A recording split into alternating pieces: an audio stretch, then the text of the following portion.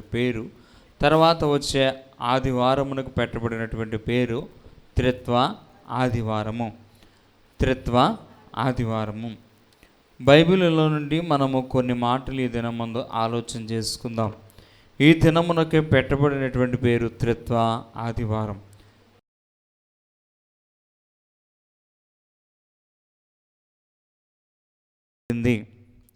ఎలాగున ఈ త్రిత్వము కనబడుతూ ఉన్నది బైబిల్ గ్రంథంలో మనము ఆలోచన చేసినప్పుడు మన యొక్క ఆరాధన క్రమం అంతటిలోనూ, అలాగనే మన యొక్క ప్రార్థన విశ్వాసం అంతటిలోనూ ప్రతి విషయంలో కూడా త్రిత్వము అనేది కనబడుతూ ఉంటుంది.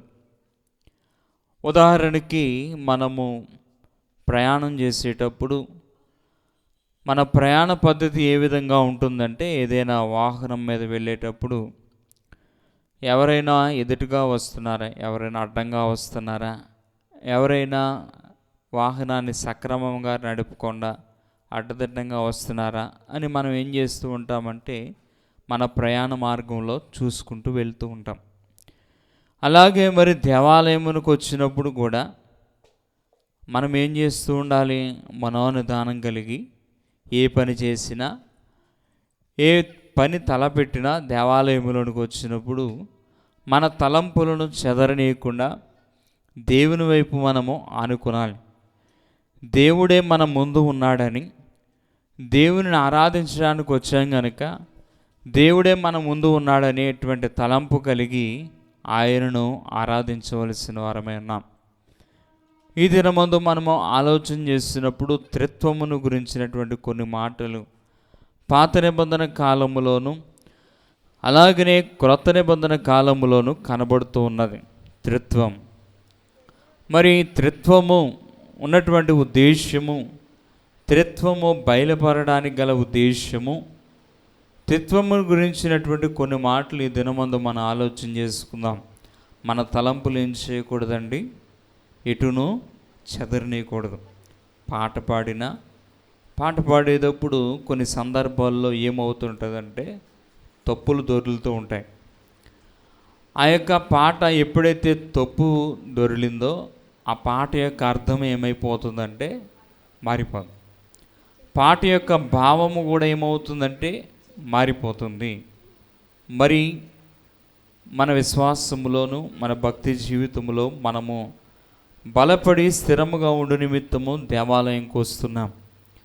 దేవాలయంకి వచ్చినప్పుడు నీ యొక్క నడక ఏ విధంగా ఉండాలి? ప్రసంగి గ్రంథములు ఉంటుంది. నీవు దేవాలయంకు పోవునప్పుడు నీ యొక్క నడక, నీ ప్రవర్తన సరిచూసుకోమని ప్రసంగి రాస్తూ ఉంటాడు. ఈ దినమందు మనము ఆలోచన చేస్తున్నప్పుడు బైబిల్ మిషన్ వారమైన మనము బైబిల్ మిషన్లో మనం ఆలోచన చేసుకుంటే త్రిత్వము ఏ విధంగా కనబడుతుందంటే, మన యొక్క సలాము వచనము ఏమిటండి? మరణాత.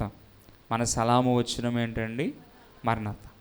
ఈ మరణాత అనేటువంటి పదములో ఏమున్నదంటే త్రిత్వము అనేది ఇముడి ఉంది. మరణాత అనే పదంలో ఏముందండి? త్రిత్వం. అలాగనే మన యొక్క ఆరాధన క్రమం చూసుకున్నప్పుడు, ఏదైనా ప్రార్థన ప్రారంభించినప్పుడు త్రియేక దేవుని స్తుతి చేస్తాం. ఆదివారం ఆరాధన ఉన్నది. ఆదివారం ఆరాధన క్రమంలో ప్రారంభంలో త్రియేక దేవుని స్తుతి చేస్తాం. మీ అందరి దగ్గర ఆరాధన పుస్తకాలు ఉంటే ఒకసారి వాటిని తెరవండి. ఆరాధన పుస్తకం అంతటిలో మనం చూసినప్పుడు బోధకుడు త్రిత్వమును గురించినటువంటి ఆశీర్వాదాన్ని ఇస్తాడు. ఆశీర్వాదాన్ని ఇచ్చిన తర్వాత స్తుతి ప్రార్థన చేస్తారు. ఏం చేస్తారండి? ఎవరికి చేస్తారండి స్తుతి ప్రార్థన? తండ్రికి చేస్తారు. ఓ దేవా, తండ్రివి గాను కుమారుడి గాను పరిశుద్ధాత్ముడి గాను ప్రత్యక్షమైన నీకు వందనములని స్తుతి ప్రార్థన. మన ప్రార్థన ఎవరికి చేస్తాం? మన విశ్వాస జీవితంలో ప్రతిదినం కూడా ప్రార్థన చేసుకుంటాం చేసుకోమండి. ఎవరికి చేస్తాం ప్రార్థన? ఎవరికండి? అర్థం అవ్వలేదండి, కరెక్ట్గా చెప్పాలి. ముగింపులో ఏమంటాం? యేసయ్య నామమున అడిగి వేడుకొనుచున్నాము తండ్రి. ఎవరికి చేస్తాం? తండ్రికి చేస్తున్నాం ప్రార్థన. ఈ దినమందు మనము ఎవరిని జ్ఞాపకం చేసుకుంటున్నామంటే త్రిత్వాన్ని జ్ఞాపకం చేసుకుంటున్నాం. ఈ యొక్క ఆరాధన క్రమం అంతటిలో మనం ఆలోచన చేసినప్పుడు ఈ ఆరాధన క్రమంలో త్రిత్వం ఏ విధంగా కనబడుతుందంటే, ప్రారంభంలో త్రియేక దేవుని యొక్క దీవెన కనబడుతుంది. త్రిత్వములో మొదటిగా తండ్రిని స్తుతిస్తూ ఉన్నాం. రెండవదిగా మనం చూస్తే పాప క్షమాపణ. పాప క్షమాపణ ఎవరు ఎదుట చేసినా కుమారుని ఎదుట. కుమారుడు అనుగ్రహించినటువంటి రక్షణను బట్టి మనకేం దొరికింది? మన పాపాలకి విమోచన, క్షమాపణ దొరుకుతూ వచ్చింది. ఆరాధన క్రమంలో మీరు చూస్తూ ఉన్నప్పుడు స్తుతి ప్రార్థన తర్వాత పాప క్షమాపణలో మనం ప్రవేశిస్తాం.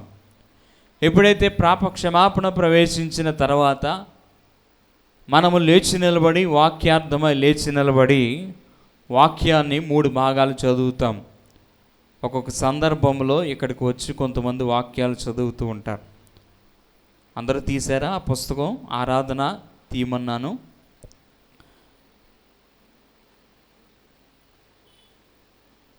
దేవ సంస్థితి చేయవే మనసు అనే పాట పాడిన తర్వాత 3 లేఖన భాగాలు కనబడుతున్నాయి. 3 లేఖన భాగాలు చదివేటప్పుడు బహు శ్రద్ధతో మనము ఆచరించాలి. ఏమిటంటే, తండ్రి అయిన దేవుని తలంచుకొని పాత నిబంధన పాఠము. ఏంటండి?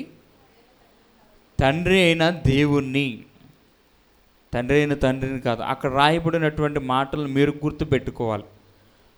ఎవరికి ఏ పాఠ్యభాగం ఇస్తున్నారో ఆ పాఠ్యభాగానికి ముందు చదివేటప్పుడు గ్రంథాలైతే గ్రంథాలని సంబోధిస్తూ, చరిత్ర గ్రంథాలైతే చరిత్ర అని సంబోధిస్తూ, ధర్మశాస్త్ర గ్రంథాలైతే ధర్మశాస్త్రం అని సంబోధిస్తూ పాత నిబంధన పాఠాలని చదవాలి. ఇది క్రమము. క్రమముగా సరిచేస్తే ఏ విధంగా ఉంటాం? కలగా ఉంటాం. తండ్రి అయిన దేవుని తలంచుకొనుచు పాత నిబంధన పాఠమని ఆదికాండం అయితే ఆదికాండము, సామెతల గ్రంథం అయితే సామెతల గ్రంథము. ఏమని చదవాలండి? ప్రారంభములో తండ్రి అయిన దేవుణ్ణి తలంచుకుని, తండ్రి అయిన తండ్రికి కాదు, తండ్రి అయిన దేవుణ్ణి తలంచుకుని. రెండవదిగా చూస్తే కుమారుడైన తండ్రిని తలంచుకుని, కుమారుడైన తండ్రిని తలంచుకుని. సువార్తల పాఠము 4 సువార్తలు రాయబడ్డాయి. ఏ సువార్త చదివినను ఆ సువార్తికునికి ముందున పరిశుద్ధుడైన మత్తయి రాసిన సువార్త అని మనం జోడించాలి. ఎందుకంటే బైబిల్లో రాయబడిన ప్రతి ఒక్కరి పేరు కూడా వారి పరిశుద్ధులుగా చేర్చబడ్డారు. వారి పరిశుద్ధుల వరుసలో చేర్చబడ్డారు కనుక వారు బైబిల్ గ్రంథంలో రాయబడుతూ వచ్చారు. అందుకే బైబిల్ గ్రంథానికి పెట్టినటువంటి పేరు ఏంటంటే పరిశుద్ధ గ్రంథం. కుమారుడైన ఎవరిని తలంచుకోనాలి? కుమారుడైన తండ్రిని తలంచుకొని సువార్తల పాఠము అని చదవాలి. మూడవదిగా మనం చూస్తే పరిశుద్ధాత్మ తండ్రిని తలంచుకొని పత్రికల పాఠము అని చదవాలి. మూడవది ఏంటండి? బుక్ తీసారా? బుక్లో చూస్తున్నారా? నా ముఖం కేసు కాదు, కానీ ఆ బుక్లో చూస్తే మీకు కనబడుతూ ఉంటారు. పరిశుద్ధాత్మ తండ్రిని తలంచుకొని పత్రికల పాఠము. ఈ 3 కూడా తండ్రి, కుమార, పరిశుద్ధాత్మలుగా పిలువబడ్డారు. కానీ ముగ్గురిని కలిపి మనము ఏమంటున్నాం? ఏకము, త్రిత్వము. తండ్రి, కుమార, పరిశుద్ధాత్మ నామము అంటున్నాం, నామములు అంటలేదు. ఆలోచించాలి. ఏమంటున్నామండి? తండ్రి, కుమార, పరిశుద్ధాత్మ నామమున అంటున్నాం, నామముల అంటలేదు. నామము అంటే ఏకవచనం, నామముల అంటే బహువచనం. ప్రారంభములో మనం చదువుకుంటే యోహాను సువార్త 1వ అధ్యాయములో ఆదియందు వాక్యముండును, వాక్యము దేవుని యొద్దుండెను, వాక్యము దేవుడై ఉండెను. ఈ యొక్క దేవుడు అనేటువంటి పదము మనం చూసినప్పుడు ఆదికాండం 1వ అధ్యాయం 1వ వచనములో మనం చూస్తాం. ఆదియందు దేవుడు భూమి ఆకాశములను సృజించెను. దేవుడు పాత నిబంధన కాలమును మనం ఆలోచన చేసుకున్నప్పుడు పాత నిబంధన కాలంలో వ్రాసినటువంటి గ్రంథాలన్నీ కూడా ప్రాచీన హిబ్రూ భాషలో రాయబడుతూ వచ్చాయి. ఏ భాషలో రాశారండి? పాత నిబంధన గ్రంథం అంతా కూడా ప్రాచీన హిబ్రూ భాషలో రాయబడుతూ వచ్చింది. హిబ్రూ భాషలో దేవుడిని ఏమన్నారంటే ఎలోహిం అన్నారు. ఏమన్నారండి? ఎలోహిం. ఎలోహిం అంటే ఇది ఒక నామవాచకము. ఎలోహిం అంటే అర్థం ఏంటంటే దేవుళ్ళు అని అర్థం. దేవుళ్ళు ఏంటండి? దేవుళ్ళు. ఎలోహిం అంటే అర్థము దేవుళ్ళు. ఎల్ అంటే దేవుడు, హిమ్ దేవుళ్ళు. ఎలోహిం. ఎలోహిం అనే పదాన్ని విడదీసినట్లయితే ఎల్ అనగా దేవుడు, ఎలోహిం అనగా దేవుళ్ళు. దేవుడిని ప్రాచీన హిబ్రూ భాషలో ఏమి రాస్తూ వచ్చారంటే ఎలోహింగా రాస్తూ వచ్చారు. ఎలోహింగా రాస్తూ వచ్చినటువంటి సందర్భాన్ని బట్టి, ఈ యొక్క నామవాచకాన్ని బట్టి ఎలోహిం అంటే దేవుళ్ళుగా పిలువబడుతూ వచ్చారు. అందును బట్టి మనం ఆలోచన చేసుకున్నప్పుడు ఆదికాండం 1వ అధ్యాయంలో 26, 28 వచనాలను చూస్తే మనము మన పోలిక చొప్పున ఎవరిని చేద్దారనుకున్నాడు దేవుడు? నరులను చేద్దాం. మనము మన పోలిక చొప్పున. మనము ఎవరి పోలిక చొప్పున? మనము అనేటువంటి మాట అది బహువచనాన్ని సూచిస్తూ ఉంది. ఈ యొక్క గ్రంథమును మనం ఆలోచన చేసుకున్నప్పుడు క్రిస్మస్ కాలమందు ఎవరిని ఆరాధిస్తున్నామంటే మనము తండ్రిని ఆరాధిస్తూ ఉన్నాం. క్రిస్మస్ కాలాన్ని ఎవరిని ఆరాధిస్తున్నామండి? తండ్రిని ఎలాగని ఆరాధిస్తున్నామంటే తండ్రి అనుగ్రహిస్తేనే కదా కుమారుడు భూలోకానికి వచ్చాడు. అందుని బట్టి దేవుడైనటువంటి తండ్రిని మనము ఆరాధిస్తూ ఉన్నాం. గుడ్ ఫ్రైడే దినాన ఎవరిని ఆరాధిస్తున్నామంటే క్రీస్తు ప్రభుని ఆరాధిస్తూ ఉన్నాం. పెంతెకొస్తు పండుగ నాడుని ఎవరిని ఆరాధిస్తున్నామంటే ఆత్మ తండ్రిని ఆరాధిస్తూ ఉన్నాం. ఈ యొక్క ముగ్గురిని తలంచుకుని ఆరాధించేటువంటి దినము ఏ దినం అంటే ఈ త్రిత్వాదివార దినము. మనం సంఘారాధనలో చూసినప్పుడు ఆ కిందకి వెళితే 3 వచనాల తర్వాత 3 లేఖన భాగాలు చదివిన తర్వాత ఏం చేస్తాం? మనం విశ్వాస ప్రమాణం చేస్తాం. ఏం చేస్తామండి? విశ్వాస ప్రమాణం. ఈ యొక్క విశ్వాస ప్రమాణము మనం చూసే ఆ యొక్క విశ్వాస ప్రమాణములో దైవ వాక్యములన్నీ కూడా ఏ విధంగా వ్రాయబడి వచ్చాయి? దైవావేశము వలన వ్రాయబడుతూ వచ్చాయి. ఈ యొక్క విశ్వాస ప్రమాణము ఎవరు ఒప్పింపజేస్తున్నారంటే పరిశుద్ధాత్ముడు మనల్ని ఒప్పింపజేస్తున్నాడు. బైబిల్ గ్రంథంలో ఒక మాటను మనము ఒక మాట ఉంటుంది. ఉచ్చరింప సఖ్యము కాని మూలుగులతో ఆయన మనల్ని ఏం చేస్తున్నాడట? ఉచ్చరింప సఖ్యము కాని మూలుగులతో ఆయన మనలను సంధింపజేస్తున్నాడు, మనల్ని సిద్ధపరుస్తున్నాడు. ఉచ్చరింప సఖ్యము కాని మూలుగు అంటే పరిశుద్ధాత్ముడు. ఈ యొక్క విశ్వాస ప్రమాణమును ఎవరు ఒప్పింపజేస్తున్నారంటే పరిశుద్ధాత్ముని ఎదుట ఆయన మనల్ని ఒప్పింపజేస్తున్నాడు. ఈ యొక్క ఆరాధన అంతటిలో మనం చూసినప్పుడు త్రిత్వం కనబడుతుంది. తండ్రి అయిన దేవుడిని మనం ఏం చేస్తున్నాం? స్తుతిస్తున్నాం. కుమారుడైన తండ్రిని మనం ఏం చేస్తున్నాం? మన పాపములు ఒప్పుకొనుచున్నాం. పరిశుద్ధాత్మ తండ్రిని తలంచుకుని మన విశ్వాసాన్ని మనం ఏం చేస్తున్నాం? ఒప్పుకుంటున్నాం. మన విశ్వాసాన్ని మనం ఏం చేస్తున్నాం? ఒప్పుకుంటున్నాం. ఎవరి ఆధారంగా? ఆదరణకర్త అయిన పరిశుద్ధాత్మ ఆధారంగా. మొదటి పాటలో మనము ఆలోచన చేసుకున్నప్పుడు శుభాకర్ అనేటువంటి పాటలో 3 వచనాలు రాస్తూ వచ్చారు దైవజనులు దేవదాసయ్య గారు. మొదటి వచనము తండ్రిని తలంచుకుని, 2వ వచనము కుమారుని తలంచుకుని, 3వ వచనములో త్రిత్వాన్ని మిడిచిన వారే అన్నారు. సుమారుగా బైబిల్ మిషన్ ఈ యొక్క పాటల పుస్తకంలో ప్రతి పాటలోనూ కూడా అన్ని పాటలలో సుమారుగా త్రిత్వాన్ని ఇమిడ్చిన వారై ఉన్నారు. త్రిత్వము అంటే తండ్రి, కుమార, పరిశుద్ధాత్ముడు. 3వ వచనములో మనం చదువుకున్నాం, మనం పాడుకున్నాం.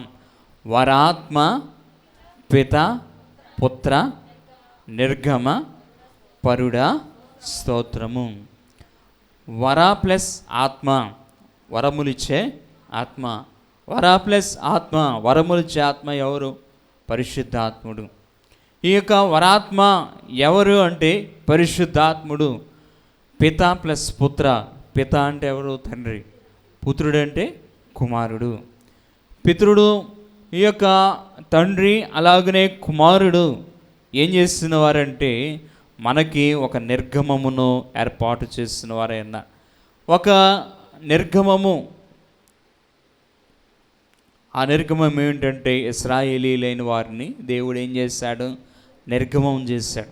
ఐగుప్తు దేశంలో నుండి విడుదల చేశాడు. ఐగుప్తు దేశంలో నుండి వారిని బయలుదేర చేసిన వాడే అన్నాడు. నిర్గమము అంటే తెలుగు క్రైస్తవ కీర్తనలో ఆ దైవజనులు ఒక మాటను రాస్తూ వచ్చారు. ఏంటంటే నిర్గమము అంటే బయలుదేరుట. నిర్గమము అంటే బయలుదేరుట. తండ్రి యొద్ద నుండి కుమారుడు ఏమై ఉన్నాడంటే బయలుదేరిన వాడే అన్నాడు. తండ్రి యొద్ద నుండి కుమారుడు ఏమయ్యాడు? బయలుదేరిన వాడై. బయలుదేరిన వాడై అందును బట్టి దేవునికి ఏం చేస్తున్నారు? ఆ యొక్క వచనములో అంటే స్తోత్రము. అందును బట్టి దేవునికి ఏం చేస్తున్నారు? స్తోత్రం చేస్తున్నారు. వరాప్రదుండ, వరాప్రదుండ భక్త హృదయ, వరాప్రదుండ భక్త హృదయ వాస స్తోత్రము. మనము ప్రతి ఆదివారం కూడా ఈ పాట పాడుకుంటున్నాం. ఈ పాట యొక్క భావం ఎంతమందికి గుర్తుంది, ఎంతమందికి తెలుసు అంటారు? ఈ యొక్క వచనములో మనం ఆలోచన చేస్తే ఈ పాట యొక్క అర్థము వరాప్రదుండ అంటే వరములో ప్రసాదించువాడు, వరములను ప్రసాదించువాడు. వర ప్లస్ ప్రదుండ, వరములను ప్రసాదించువాడు. భక్త హృదయ వాస స్తోత్రం, భక్తుని యొక్క హృదయములో నివాసం చేస్తున్నావు. మరి యొక్క మాటను మనం ఆలోచన చేస్తే వాస స్తోత్రము అంటే దేవుని యొక్క అనుగ్రహమును కోరి, దేవుని యొక్క అనుగ్రహమును కోరి మనం ఏం చేస్తున్నాం? ఈ యొక్క పాటను పాడుతూ ఉన్నాం. దేవుని యొక్క అనుగ్రహము, ఎవరి అనుగ్రహం కావాలి మానవుడికి? తండ్రి యొక్క అనుగ్రహం కావాలి, కుమారుని యొక్క అనుగ్రహం కావాలి, పరిశుద్ధాత్ముని యొక్క అనుగ్రహమును కావాలి. ఈ యొక్క త్రిత్వాదివార దినమందు దేవుడు చెదపరిచిన ఈ దినం, దేవుడు సన్నిధానం ముందు మనం ఆలోచన చేసుకున్నప్పుడు బైబిల్లో ఉన్నటువంటి కొన్ని సంఘటనలను బట్టి కొన్ని ఆచారాలను మనం చేస్తూ ఉన్నాం. కొన్ని బైబిల్ ప్రకారముగా వాక్యానుసారముగా కనబడుతూ ఉన్నాయి. కొన్ని బైబిల్లో ఉన్నటువంటి సంగతులను బట్టి క్రమముగా ఏర్పాటు చేస్తూ ఉన్నాం. అది సంఘ కార్యములుగా కనబడుతూ ఉన్నాయి. కొన్ని వాక్యానుసారముగాను, కొన్ని వాక్యములో ఉన్నటువంటి సంగతులను ఉపయోగించుకొని ఆ క్రమం ప్రకారంగా చేస్తున్నాం. ఏంటండి వాక్యానుసారంగా చేసేటువంటి పంగటలు ఏంటంటే గుడ్ ఫ్రైడే, అది వాక్యానుసారంగా. క్రిస్మస్ ఆయన పుట్టాడని వాక్యానుసారంగా. ఆరోహణ పండుగ ఆయన తన ఆరోహణుడయ్యాడని వాక్యానుసారంగా మనం చేస్తున్నాం. మరి త్రిత్వ పండుగ, త్రిత్వాదివారము, ఇది ఏమిటంటే బైబిల్లో ఉన్నటువంటి సంగతులను బట్టి క్రమముగా ఏర్పాటు చేసినటువంటి ఆది సంఘ కార్యములను బట్టి నేడు మనము జ్ఞాపకం చేసుకునేటువంటి సంగతి అయినది. వాక్యము సంఘము ఏం చేస్తున్నాడంటే ప్రభువు జతపరిచిన వాడైనాడు. తన వాక్కు ద్వారా సంఘాన్ని ఏం చేసిన వాడైనాడంటే దేవునికి జతపరిచిన వాడైనాడు. దేవుడు జతపరిచిన వారిని మనుష్యుడు ఏం చేయకూడదు? వేరుపరచకూడదు. నేడు మనము సంఘముగా కూడుకుని ఉన్నాం. సంఘముగా కూడుకుని ఉన్న మనము ఎవరికి జతపరచబడి ఉన్నామంటే వాక్యము ద్వారా దేవునికి జతపరచబడిన వారమే ఉన్నాం. ఆదికాండం 1వ అధ్యాయం 1వ వచనములో మనం చూస్తే త్రిత్వము యొక్క రూపము పాత నిబంధన కాలంలో ఎలాగన కనబడుతుందంటే, త్రిత్వము యొక్క రూపము మనము పాత నిబంధన కాలంలో ఆలోచన చేసుకున్నప్పుడు ఎలోహిం అనేటువంటి మాటను మనం ఆలోచన చేసాం.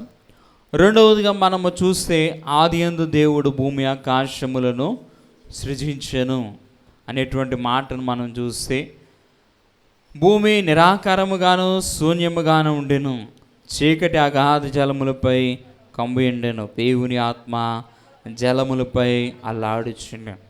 ఈ యొక్క వచనాలలో త్రిత్వం యొక్క రూపము ఎలాగన ఉందంటే, దేవుడు భూమి ఆకాశాలను ఏం చేశాడటండి? సృజించాడు. ఏ విధంగా సృజించాడు? తన యొక్క మాటను బట్టి, తన యొక్క మాటను బట్టి. చీకటి అగాధ జలముల మీద దేవుని ఆత్మ ఏమవుతూ వచ్చింది? అల్లాడుచూ వచ్చింది. అగాధ జలముల మీద ఏముంది? దేవుని ఆత్మ. సృష్టినంతటిని కలుగు చేయాలని తలంపు ఎవరికి కలిగినదంటే తండ్రికి కలిగినది. తండ్రికి కలిగినటువంటి తలంపును నెరవేర్చిన వారు ఎవరై అంటే కుమారుడు. తండ్రికి కలిగిన తలంపును నెరవేర్చిన వారు ఎవరండి?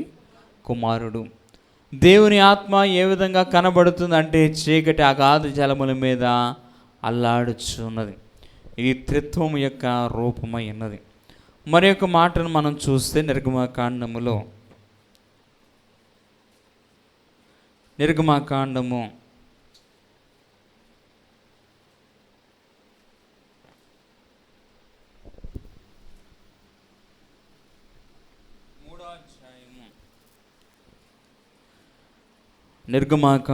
3వ అధ్యాయం 2-3 వచనాల్లో చదువుకుందాం. ఒక పొద నడిమిని అగ్నిజ్వాలలలో యెహోవా దూత అతనికి ప్రత్యక్షమయ్యెను. చాలండి.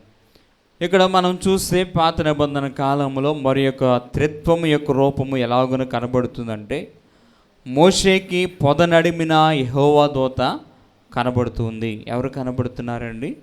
యెహోవా దూత.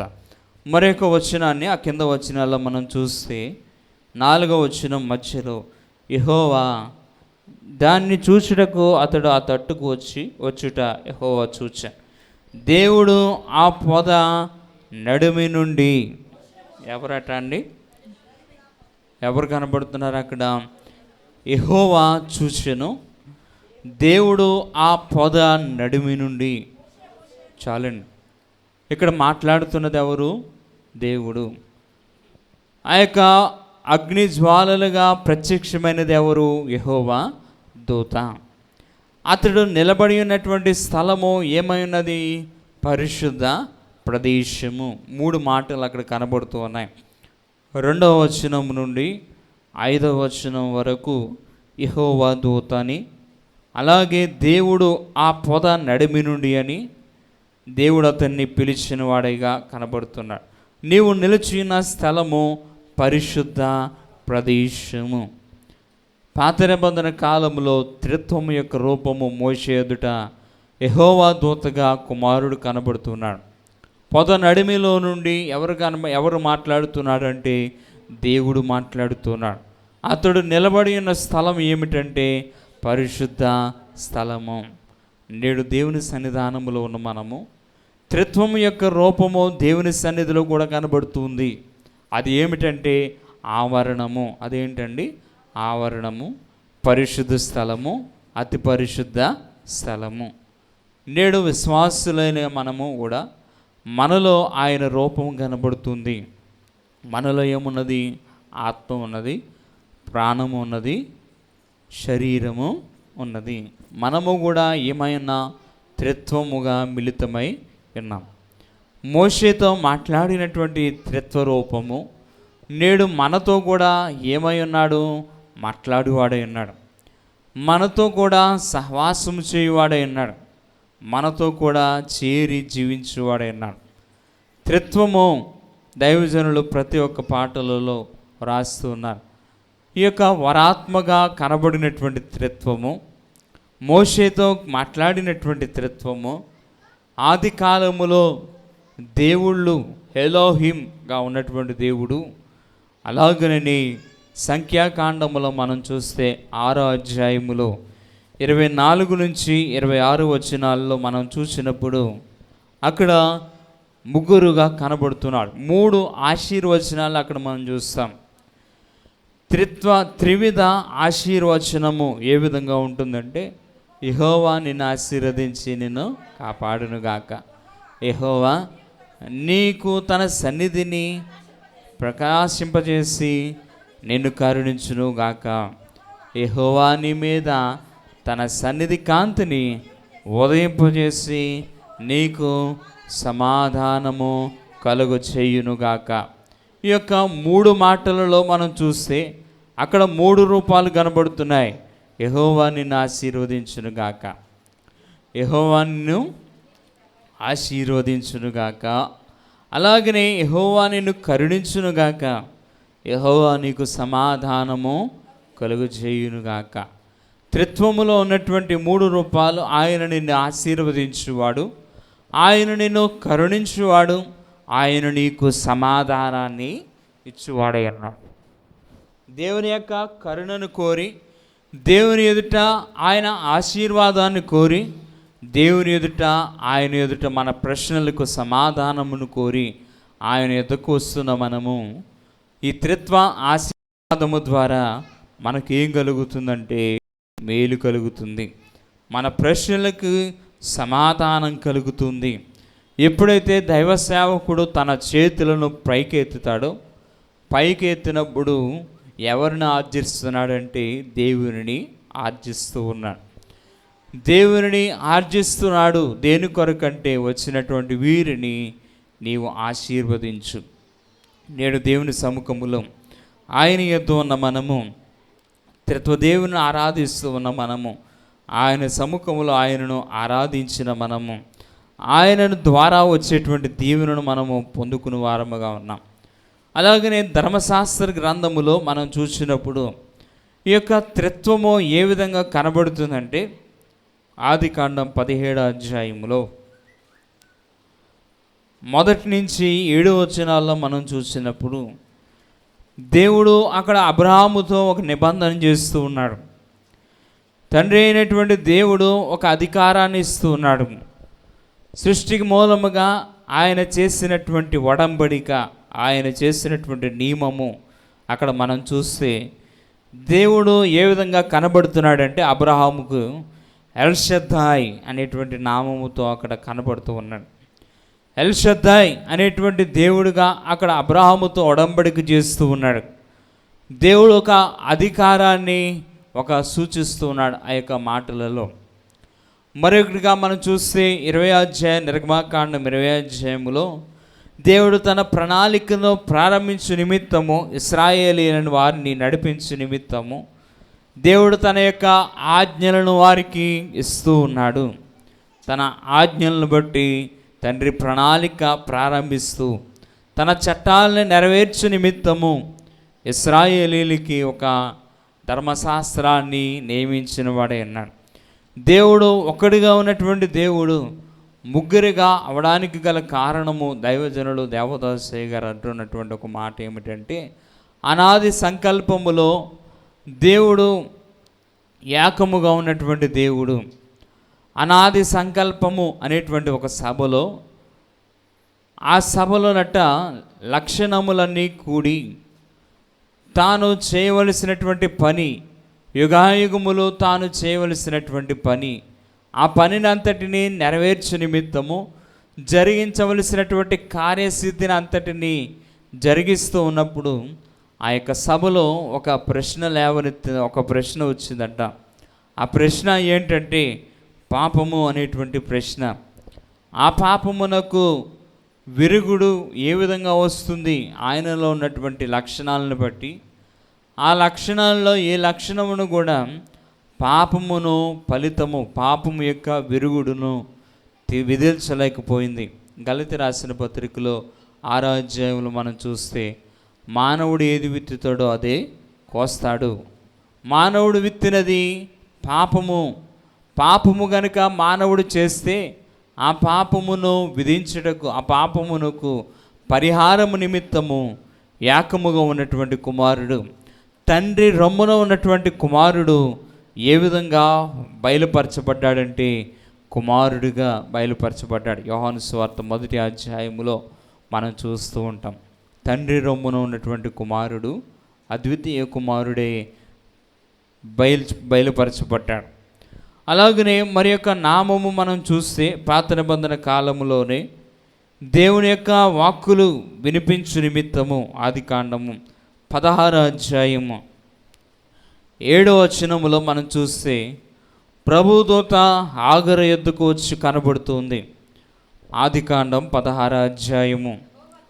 యెహోవా దూత అరణ్యములో నీటి బొగ్గ యొద్ద అనగా షూరు మార్గములో బొగ్గ యొద్దలో ఆమెను కనుగొని, షారాయి దాసివైన ఆగరు ఎక్కడి నుండి వచ్చింది. ఈ సందర్భం మనం చూస్తే దేవుడు వాక్కును పంపుతున్నాడు.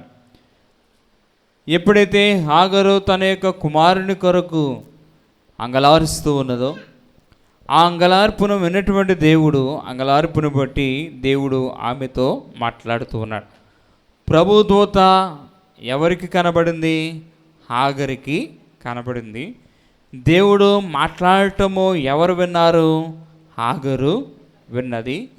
తర్వాత మరియు ఆమె ఆయనకు నన్ను చూసే దేవుడు అని ఏం చేస్తుంది? ఆగరు నన్ను చూసిన దేవుడు అని ఆగరు ఏం చేస్తుంది? పిలుస్తుంది.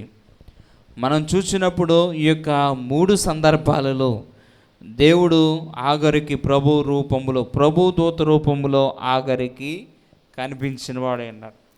దేవుడు తన యొక్క స్వరము ద్వారా మాట్లాడిన వాడై ఉన్నాడు. దేవుణ్ణి చూసినటువంటి ఆమె నన్ను చూసినటువంటి దేవుడుగా ఆమె పలకరిస్తూ ఉంది. 3వదిగా మనం చూస్తే పరిశుద్ధాత్మ దేవుడు. సంఖ్యాకాండం 11వ అధ్యాయం 25వ వచనములో మనం చూస్తే ఆత్మ పెద్దలపై ఉంది.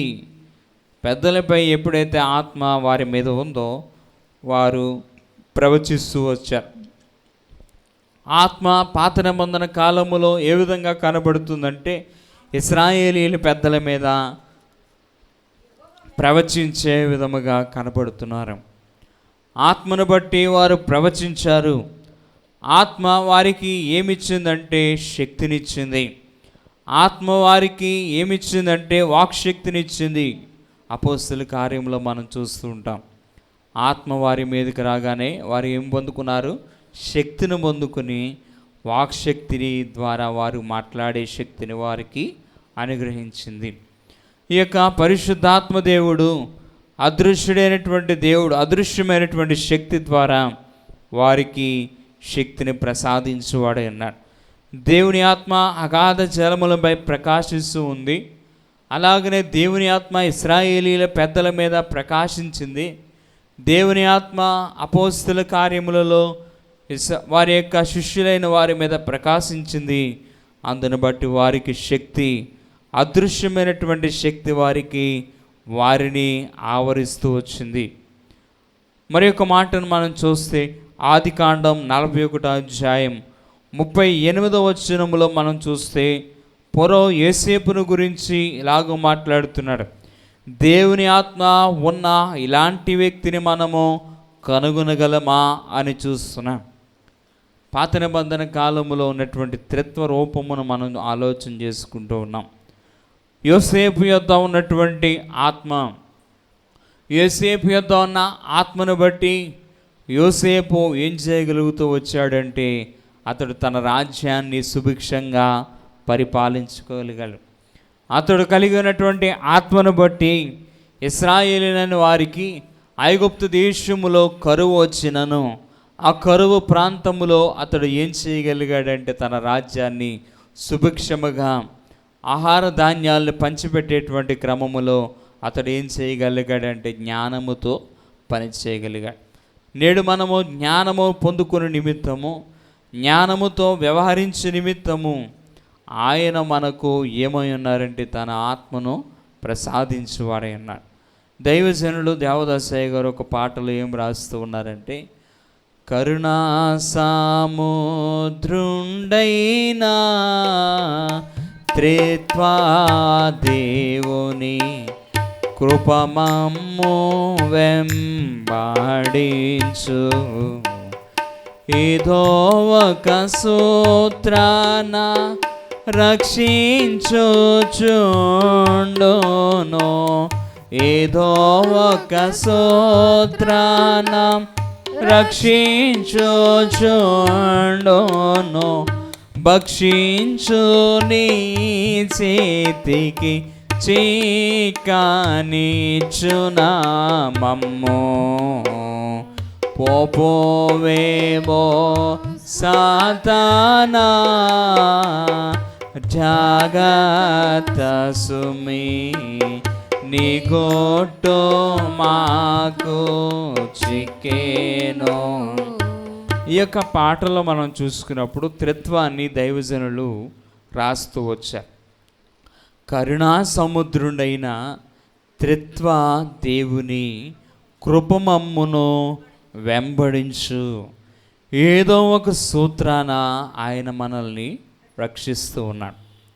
తండ్రిగా రక్షించేవాడు, కుమారుడిగా రక్షించేవాడు, ఆత్మదేవుడిగా మనల్ని ఆయన బలపరచువాడై ఉన్నాడు. ఏదో ఒక సూత్రాన పడిపోయినప్పుడు కుమారుడు ఏం చేస్తాడంటే తన యొక్క కరుణను బట్టి మనల్ని లేవనెత్తువాడు. తన కరుణను బట్టి మన యొక్క పాపములను ఆయన విమోచించువాడై ఉన్నాడు. ఆత్మ ఏం చేస్తుందంటే ఆయన మనల్ని బలపరచువాడై ఉన్నాడు. ఏదో ఒక రీతిగా తండ్రి తన యొక్క పక్షాన మత్తయి సువార్తలో మనం ఆలోచన చేసుకున్నప్పుడు యేసు ప్రభు జన్మకాలములో యోసేపు యొద్దకు ఎవరు వస్తారంటే ప్రభుదూత స్వప్నమందు యోసేపుకి కనబడుతూ. ప్రభుదూత అంటే కుమారుడే. ప్రభుదూత అన్న యెహోవా దూత అన్న ఎవరు అంటే కుమారుడే. అలాగనే మనం చూస్తే దేవుడు అంటే తండ్రి, ఆత్మ అంటే పరిశుద్ధ ఆత్ముడు. ఈ యొక్క త్రిత్వము ఏదో ఒక రూపాన ఆయన మనల్ని ఏం చేస్తున్నాడు? రక్షిస్తూ ఉన్నాడు. ఏదో ఒక రూపాన ఆయన మనల్ని వెంబడిస్తూ ఉన్నాడు.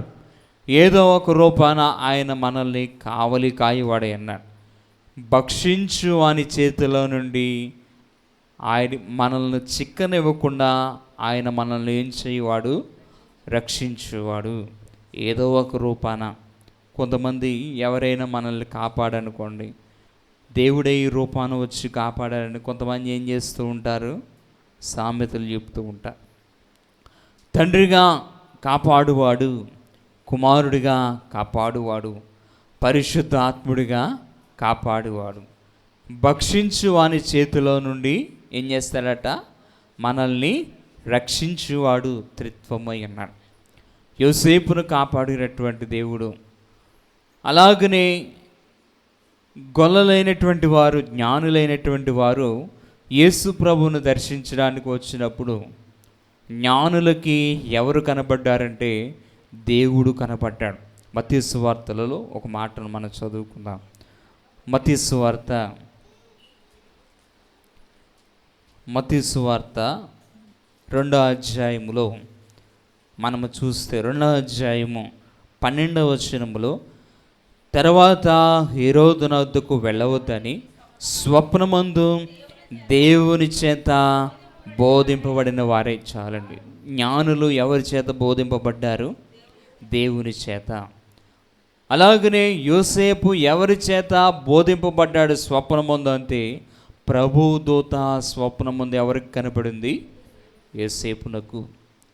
తండ్రిగా ఆయన బయలుపరచే దేవుడు, కుమారుడిగా బయలుపరుడు దేవుడు, పరిశుద్ధాత్ముడిగా బయలుపడు దేవుడు మనల్ని భక్షించు అని చేతిలో నుండి ఏం చేస్తారట? రక్షించువాడే అన్నాడు. మనం శోధనలోకి వెళ్ళిపోతున్నాం, బలహీనతలోనికి వెళ్ళిపోతున్నాం అని మనము దిగులు పడక ఆయన ఏదో ఒక రూపాన వచ్చి మనల్ని కాపాడువాడని మనము నమ్మవలసిన వారమే అన్నాం. దైవజనులు 72వ కీర్తనలో ఒక చరణం రాస్తూ ఉన్నారు. మరి మనము ఏం చేయాలి అంటే, మనోవిచారము కూడదు నీకు, మహిమతలంపు కావలి, జనక సుతాత్మలను త్రైకునికి సంస్తుతులు అని అనుకొనుము.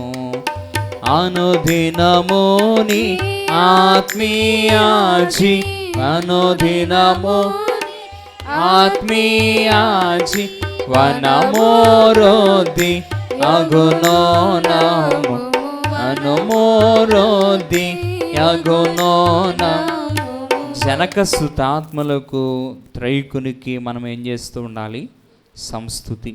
ఈ యొక్క పాటలో మనము 2 భాగాలు మనం చూస్తూ ఉన్నాం.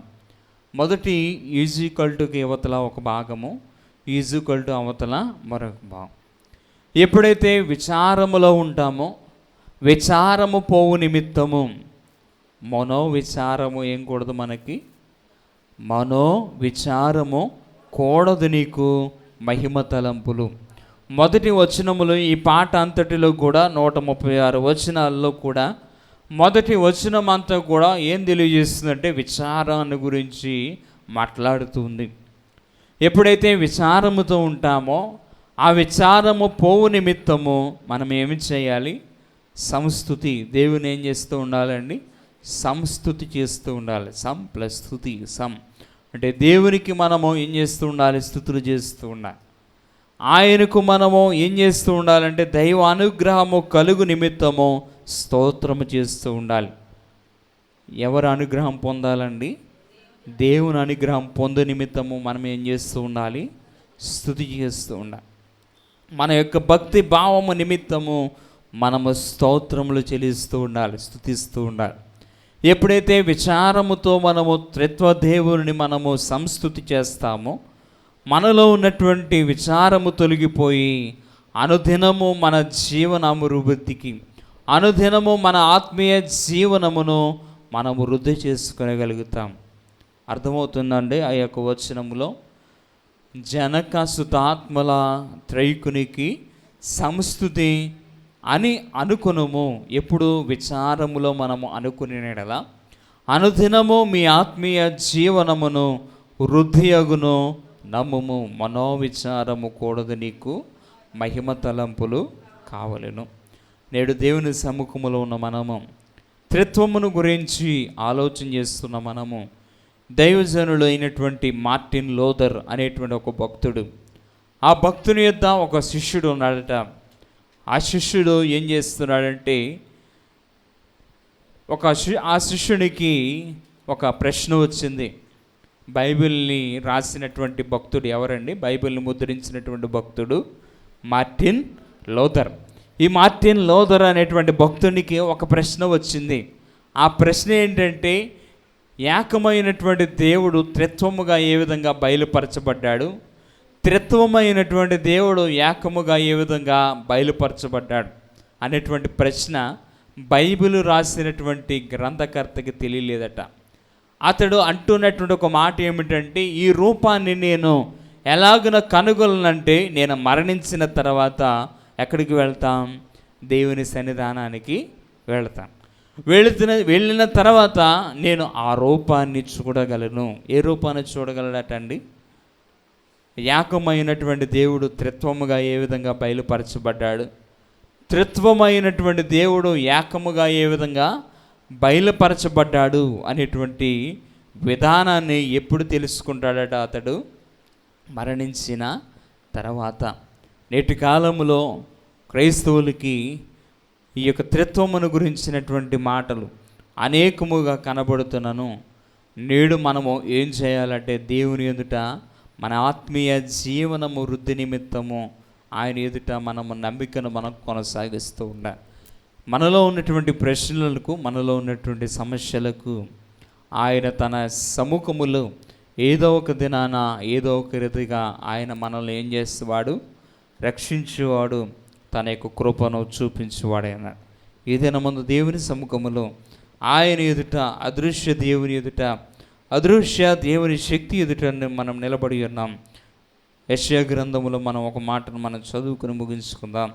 యెషయా గ్రంథం 9వ అధ్యాయములో 6వ వచనములో ఆయనకు పెట్టబడినటువంటి నామము అక్కడ కనబడుతుంది.